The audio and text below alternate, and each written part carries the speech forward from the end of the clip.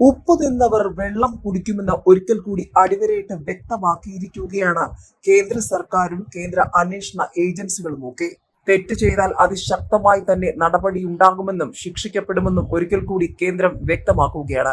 കരുവന്നൂർ സഹകരണ ബാങ്ക് അഴിമതിയിൽ കർശന നടപടി ഉണ്ടാകുമെന്ന് പ്രധാനമന്ത്രി ഉറപ്പു നൽകിയത് ആലത്തൂരിലെ BJP സ്ഥാനാർത്ഥി TN സരസുവിന് എന്ന വാർത്തകൾ ഒരു വശത്ത് ചർച്ചയാകുമ്പോൾ മറുവശത്ത് കേന്ദ്ര അന്വേഷണ ഏജൻസികൾ സിദ്ധാർത്ഥന്റെ ഭരണവുമായി ബന്ധപ്പെട്ട് കേരളത്തിൽ അതിശക്തമായ അന്വേഷണം നടത്താനിരിക്കെ വേഗത്തിലുള്ള നടപടികൾക്ക് കൂടി കേരളം സാക്ഷിയായിരിക്കുകയാണ്. സിദ്ധാർത്ഥന്റെ ഭരണം CBI അന്വേഷണം വൈകിപ്പിച്ചതിൽ നടപടി, 3 ഉദ്യോഗസ്ഥർക്ക് സസ്പെൻഷൻ എന്ന വാർത്തകളും കേരളം ചർച്ച ചെയ്യുകയാണ്.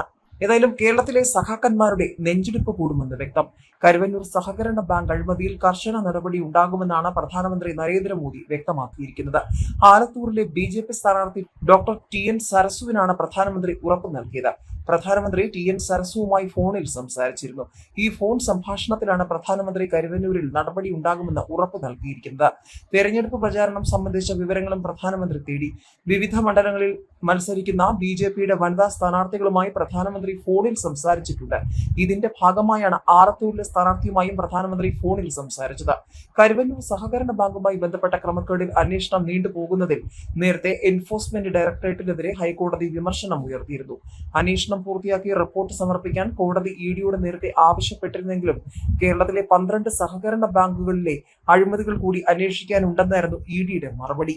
ഇതിനോടൊപ്പം തന്നെയാണ് വയനാട് പൂക്കോട് വിഷയത്തിൽ കേരള ഗവർണർ ആരിഫ് മുഹമ്മദ് ഖാൻ വീണ്ടും അതിശക്തമായി ഇടപെട്ടതും കേരളം ചർച്ച ചെയ്യുന്നത്.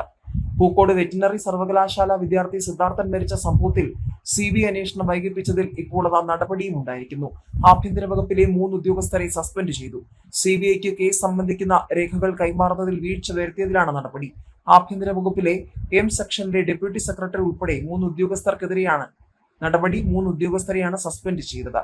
ആഭ്യന്തര വകുപ്പിലെ M സെക്ഷനിലെ deputy secretary, section officer, office assistant എന്നിവരെയാണ് സസ്പെൻഡ് ചെയ്തത്. ഇത് സംബന്ധിച്ച ഉത്തരവും സർക്കാർ ഇറക്കി. രേഖകൾ കൈമാറാൻ വൈകിയ സംഭവത്തിൽ മുഖ്യമന്ത്രി പിണറായി വിജയൻ റിപ്പോർട്ട് തേടിയതിന് പിന്നാലെയാണ് നടപടി.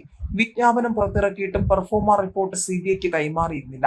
മുഖ്യമന്ത്രി ആഭ്യന്തര അന്വേഷണത്തിന് ഉത്തരവിട്ടതിന് പിന്നാലെ ഇമെയിൽ വഴി സർക്കാർ പെർഫോമ റിപ്പോർട്ട് കൈമാറി. പെർഫോമ റിപ്പോർട്ട് നേരിട്ട് നൽകാൻ DYSP ഡൽഹിയിലേക്ക് പോവുകയാണ്. സ്പെഷ്യൽ സെൽ DYSP S ശ്രീകാന്താണ് ഡൽഹിക്ക് തിരിച്ചത്. റിപ്പോർട്ട് ലഭിച്ചാൽ മാത്രമേ CBI കേസ് പരിഗണിക്കൂ.